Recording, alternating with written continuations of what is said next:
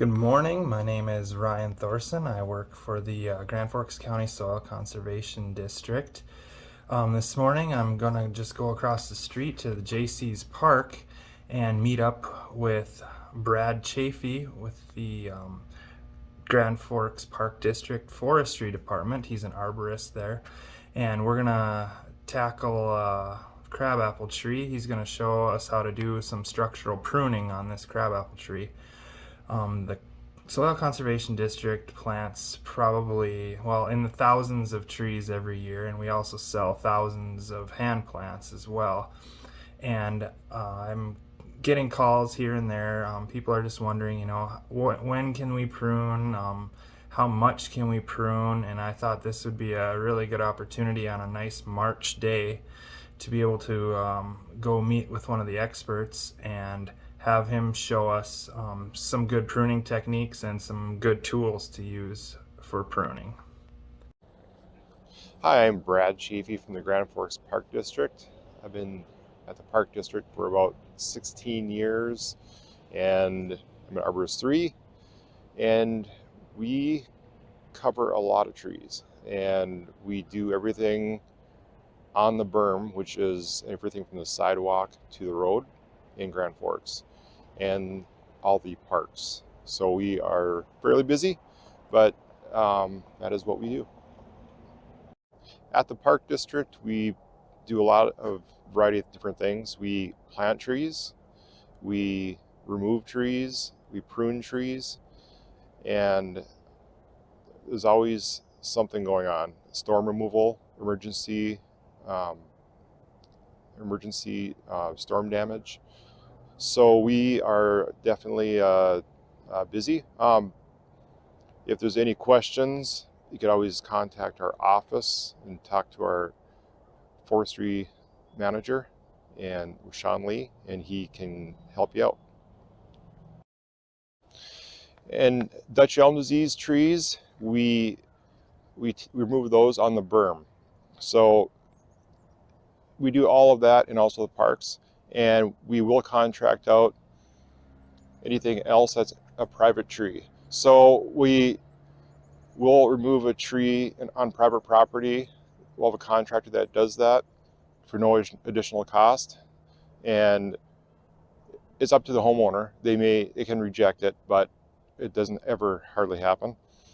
It's a good service. So if we will have a scout that comes through the yard and through the city that we hire every year, and he will diagnose the tree if it has Dutch elm or not. And he'll contact the homeowner and let them know that has Dutch elm disease, and we will have that removed. So it'll save a lot of money for the homeowner, and we'll remove everything down to the ground, and everything else will be up to the homeowner to do the stump grinding. Except on the berm, right? The berm, that you'll do the stump grinding as well, right? Yes, yeah, we do everything on the berm, including stump grinding.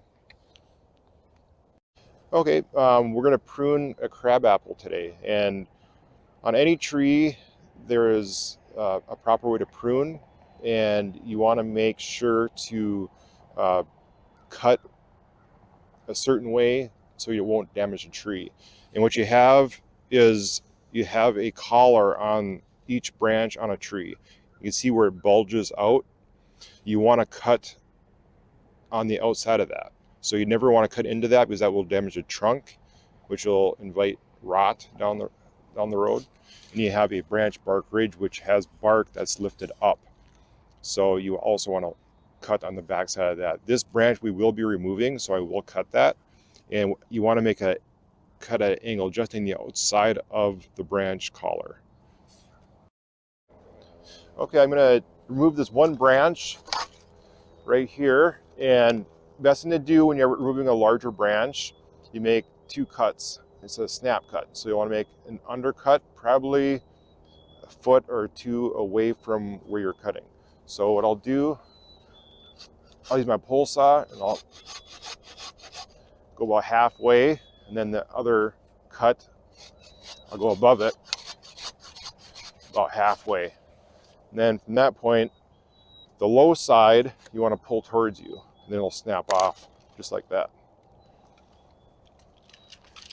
And then you'll want to make your final cut.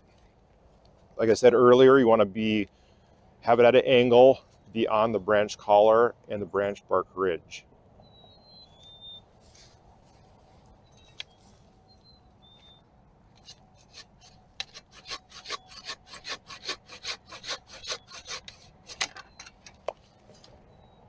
And you don't want to pull the bark away, so make sure you have a sharp tool, sharp saw. That way you can make a nice clean cut without pulling the bark away from the wood itself. Okay, well, I'll be doing this tree. I'm going to try to get a central leader going, and that is the most important part of pruning. You want to have a central leader to a tree. It's better to prune when they're younger. This one's a little old, but I'm going to try and get a central leader on this tree and make some reduction cuts on some of the side branches that have become more of a leader themselves. So I will be making some larger cuts, and after that I will be cutting some smaller branches also. But right now I'm going to go ahead and take out branches that I know have to come out, and that is what I want to do first when I'm pruning. But it's always best to prune when they're young. The best thing I would recommend when pruning is you shouldn't have to prune the first couple of years, but you may have to. There's many times where you get a double leader when they're young, and you could make one or two cuts, and that's it. And just let the tree be until it gets established, and then you can start doing a structural prune. And you'll want to remove branches that are growing on the inner part of the tree, crossing branches, dead branches, double leaders, included bark. And we'll go through that today, and I'll show you what needs to be done. So right now I will go ahead and remove some large branches to reduce the tree. As a rule, what percentage of the overall growth would you be cutting off then? About quarter, and that it depends on each tree, but by rule that's kind of where you want to be.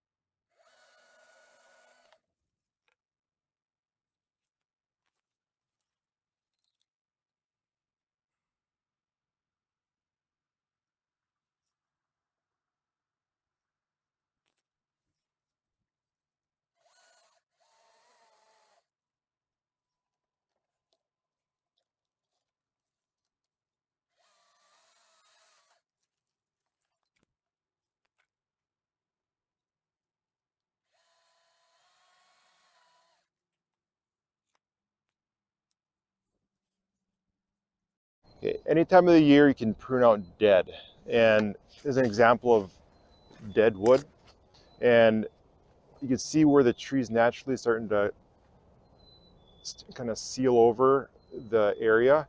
So the sooner you get this dead out of there, the sooner that's going to compartmentalize over the branch, and it'll be sealed up in probably 2 or 3 years, maybe less.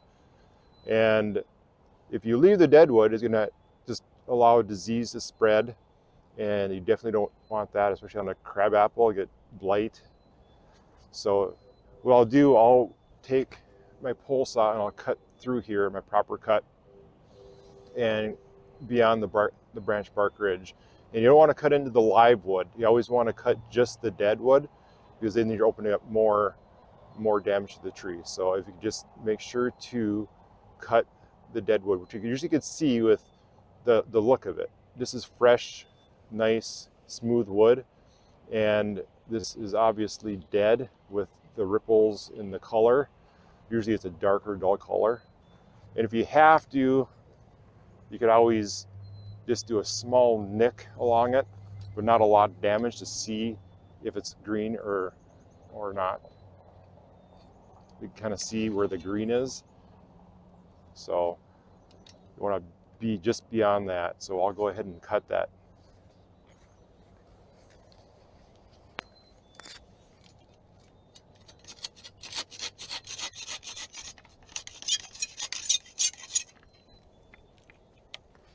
There.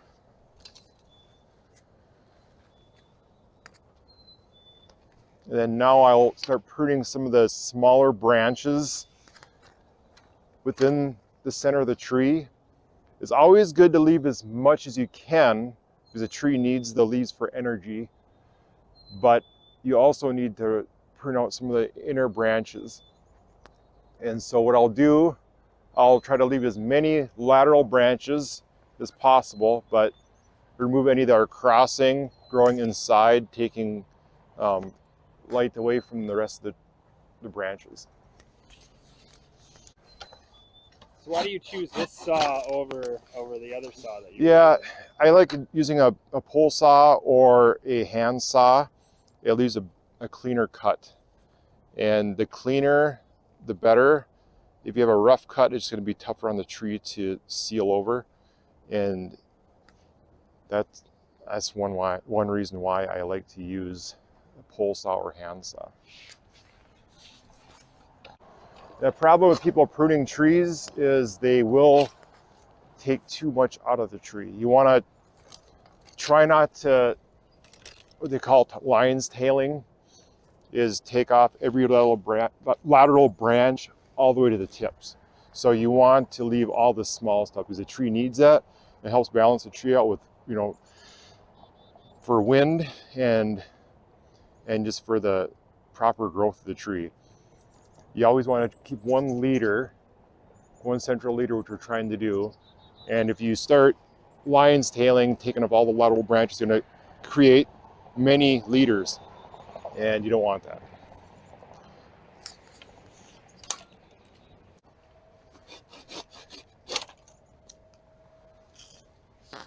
As you can see on this one, I stayed on the outside of the live wood. It's still brown in there, and that's what you want, because you see the collar is starting to seal over. So you don't want to cut in that live wood.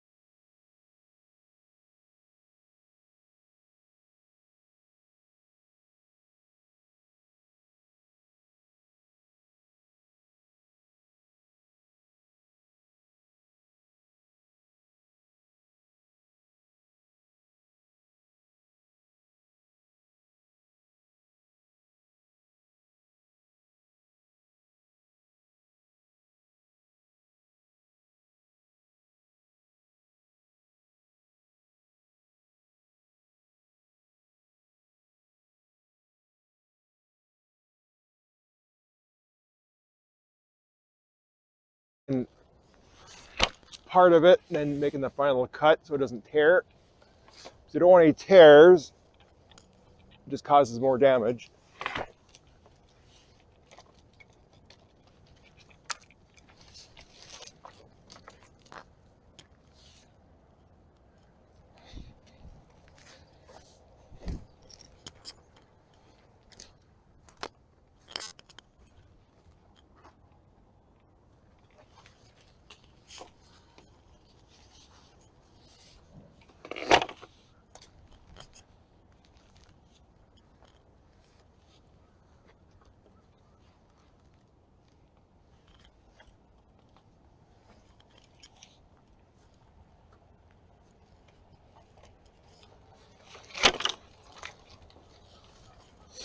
try to balance that out a little bit more.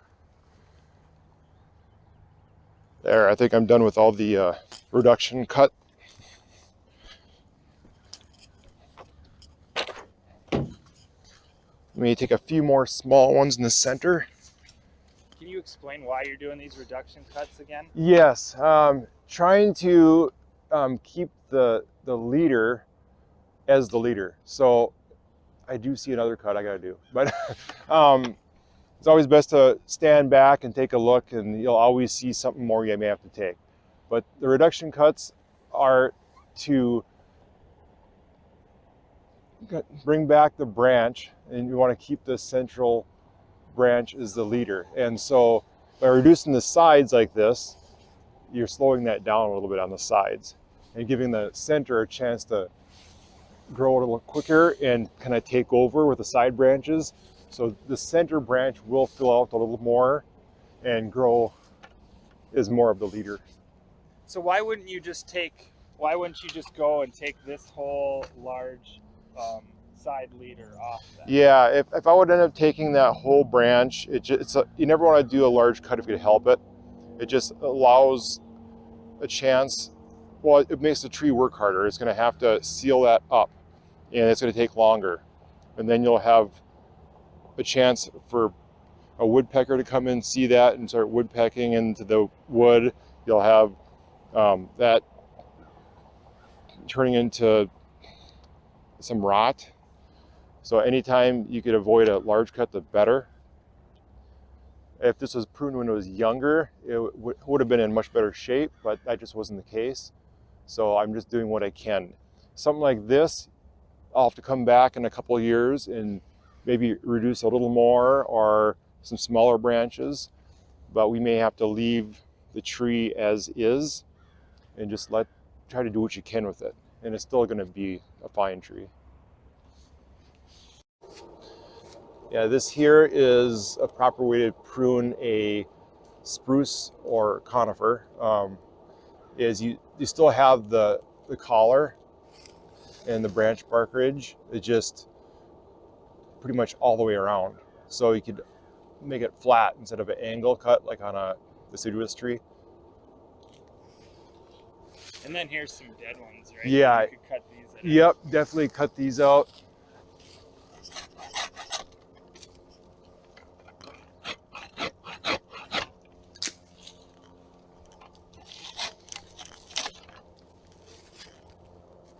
So you guys have some maple trees now that are out on the berms and stuff. What's the best time of year to plant or to prune those maple trees? Yeah, to prune any tree, the best time is when they're dormant and just less energy is taken away from the tree. You can prune any time during the year, but it's not going to hurt the tree.